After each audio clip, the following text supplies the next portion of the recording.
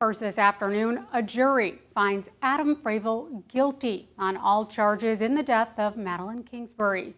In Mankato, family members gathered in front of the Blue Earth County Justice Center directly following this morning's verdict, including Megan Kingsbury, her sister.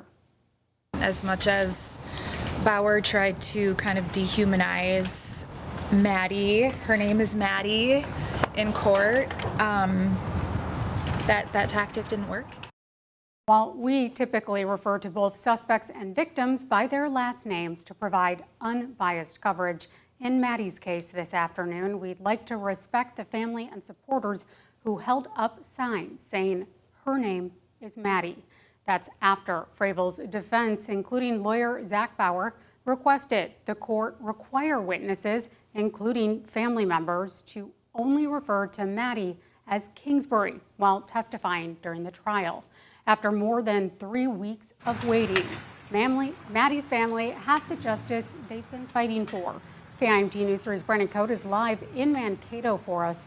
Brandon, you covered this afternoon's press conference, which we took live. What more can you share?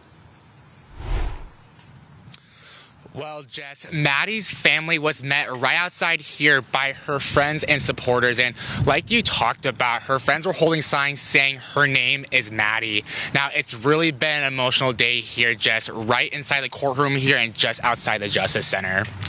Maddie's family was inside the Blue Earth County courtroom when the verdict was announced around 11 a.m. As the jury found Fravel guilty on all charges, he could be seen crying with his sister and parents sitting behind him. However, the convicted murderer did not turn around to face them.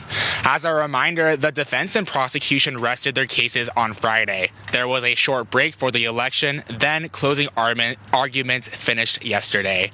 Jury deliberations began soon after, ending just before 11 this morning.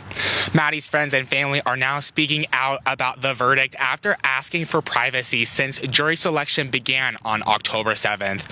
Her friends, some of who testified for the state during the trial, say despite being painted as liars on the stand, they held strong for Maddie.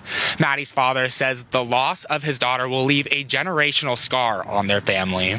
Going on this sign, you'll never know the pain we went through. We've been called liars, colluders, bad friends, the cause of her death. All this time, and her death was caused by someone else. We were never the bad people in this. Children in our extended family wonder. Yeah. Their cousins. Why? Yeah. His life is wasted, ruin and devastation to two families. Maddie's parents say Maddie's children are generally in good spirits and are generally happy, but for them, it's hard to think about how they will explain the last year and a half to them when they grow older. Live in Mankato, Brandon Cote, KIMT News 3. That is hard to imagine, especially we do know that Fravel is the father of those two children, so a very difficult situation.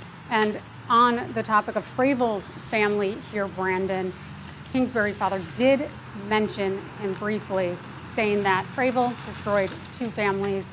Was there anything else that we actually heard from Fravel's side?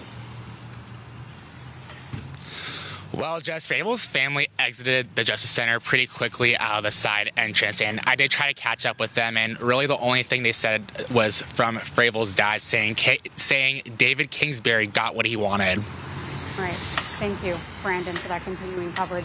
We will have more coming up at KIMT News 3 at 5.